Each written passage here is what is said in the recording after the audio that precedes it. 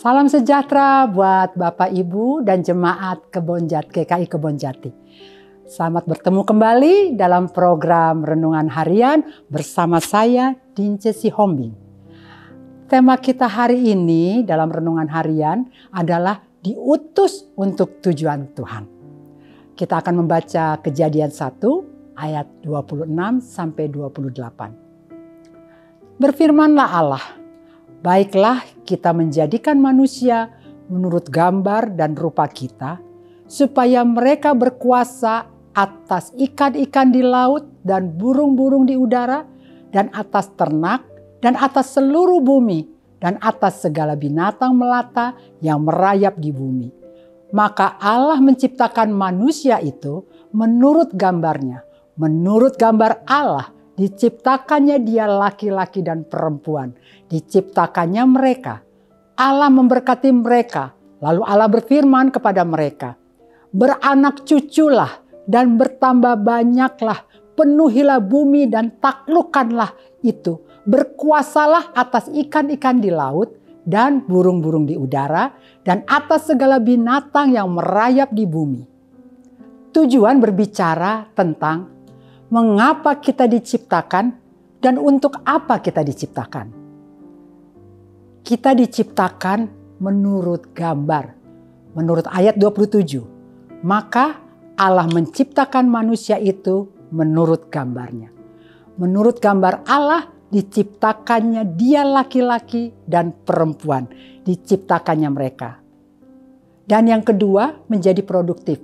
Menurut ayat 28. Allah memberkati mereka, lalu Allah berfirman kepada mereka, beranak cucu dan bertambah banyak.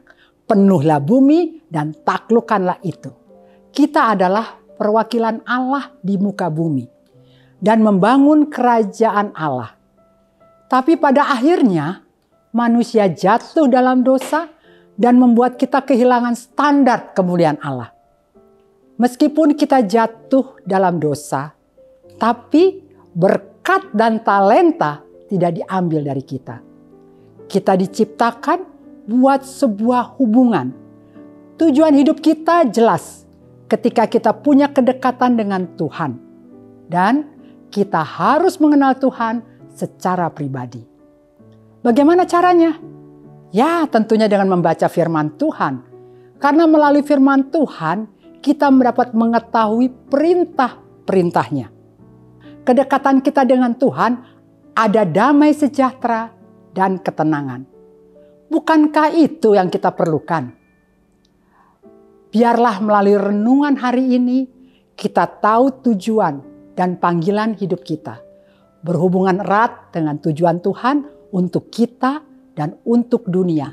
Seperti ada tertulis dari Matius 28 ayat 19-20. Karena itu pergilah dan jadikanlah semua bangsa muridku, dan baptislah mereka dalam nama Bapa dan Anak dan Roh Kudus. Dan ajarlah mereka melakukan segala sesuatu yang telah kuperintahkan kepadamu.